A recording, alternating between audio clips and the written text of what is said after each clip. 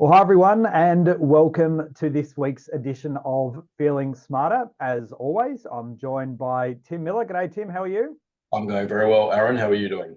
Not too bad, thank you. Well, next week we kick off our SMSF Day events, and one of the things that we have in our case study that many of our members will be familiar with is, of course, our Little Brewers Super Fund. And Tim, we both like a craft beer, and therefore it was quite convenient that we would have a brewery and brew house as part of our case study. And one of the things that we're going to talk about today is this interaction of the CGT cap rules and the ability to be able to make in specie contributions of business real property.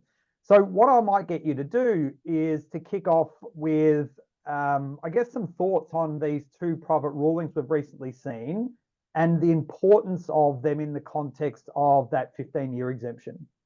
Yeah, so look, it's a really interesting topic piece because what we know is that to utilize the CGT cap from a contribution point of view, so in essence to have amounts excluded from the non-concessional contribution cap, the CGT concessions that need to apply are either the retirement exemption or the 15-year exemption. Of course, the 15-year exemption provides an exception to the entirety of the proceeds, whereas the retirement exemption only applies to the gain itself.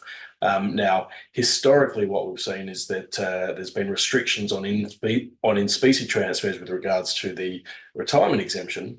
But what I've noticed in the last couple of months, that we've had a couple of private binding rulings issued by the ATO in regards to the 15-year exemption, one which provided for the capacity for the members of the super fund to utilise the transfer of the property or the sale of the property and treat that as an in-specie transfer. So there was no issue around the timing there. The in-specie transfer was eligible for the CGT cap. And of course, being the 15-year one, it meant the higher cap of 1.705 million at the time, which was quite significant.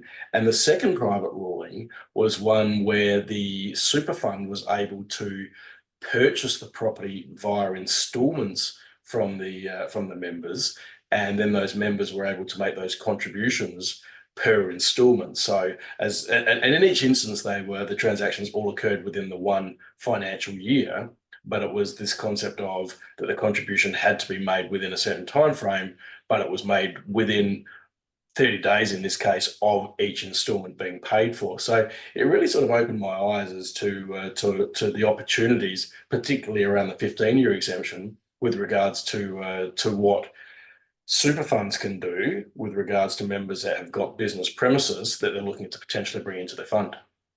Yeah, so you touched on it before, the fact that for some period of time, I guess the ATO has really said you can't have your CGT event and your in-specie transfer with that retirement exemption. Those can't occur simultaneously. So we needed to look at alternate approaches to be able to achieve both of those in essence in tandem. So it might have been that you did it with multiple assets, or you had a bit of a cash cycle going through at the same time.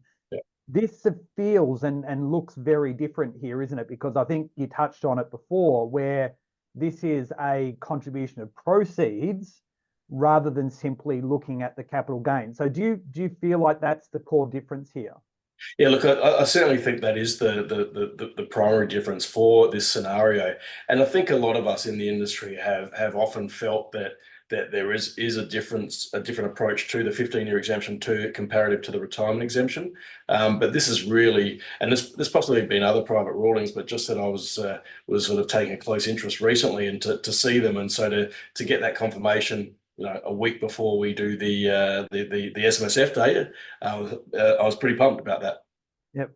And I guess the other thing, Tim, that you noted with that ruling around the installments is that there are many layers to this particular topic, because in the ruling, whilst it pretty much gave the green light to be able to have those two things simultaneously, the ATO did quite clearly reference in this process that there were the other elements that could be in play here, and one of those was non-arm's length income.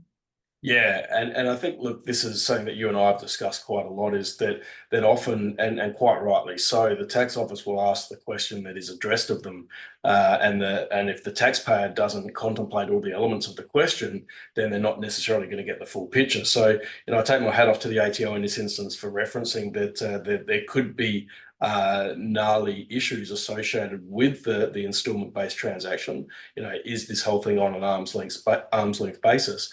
And so it's good to be able to highlight that, because, again, also for us, that's another one of the subject matters that we'll be covering off on next week. Absolutely. Well, as you said, we are kicking off our SMSF days next week in Adelaide and Perth, followed by Brisbane, Sydney, and then Melbourne. We are at record numbers right across virtually all of our locations. So there are only just a few tickets left. So if you are watching this video and you would like to come along and learn a little bit more, not only about the topic that we've covered today, but obviously a range of things, including the gnarly Division 296 and much, much more, get onto our website, smartersmsf.com/SMSF day. We look forward to seeing you there, and I look forward to catching up next week, Tim. Yeah, can't wait for it. See you then. Will do. Bye for now. Bye-bye.